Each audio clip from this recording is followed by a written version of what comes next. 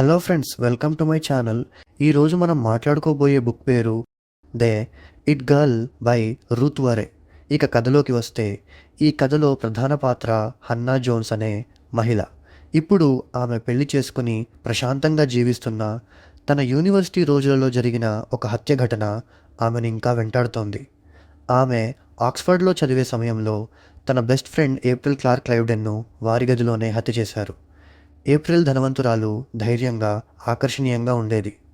ఆ సమయంలో John Neville అనే వ్యక్తిని పట్టుకుని జైలుకు పంపించారు.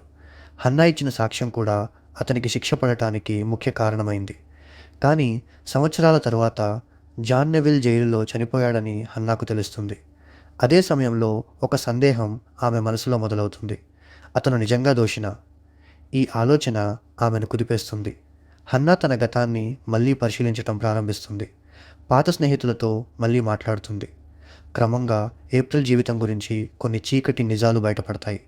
బయటికి పర్ఫెక్ట్గా కనిపించిన లోపల అసూయ, మోసం మరియు సమస్యలున్నాయని తెలుస్తుంది.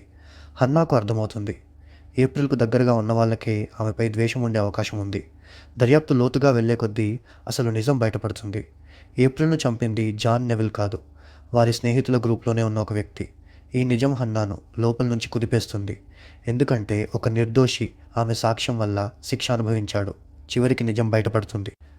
కథ ముగింపులో హన్నాకు ఒక విధమైన ముగింపు, క్లోజర్ దొరుకుతుంది. కానీ గిల్ట్ మాత్రం మిగిలిపోతుంది. ఈ కథ చూపించే విషయం, జ్ఞాపకాలు, గిల్ట్ మరియు దాచిన నిజాలు మన జీవితాన్ని ఎంతకాలం ప్రభావితం చేస్తాయో.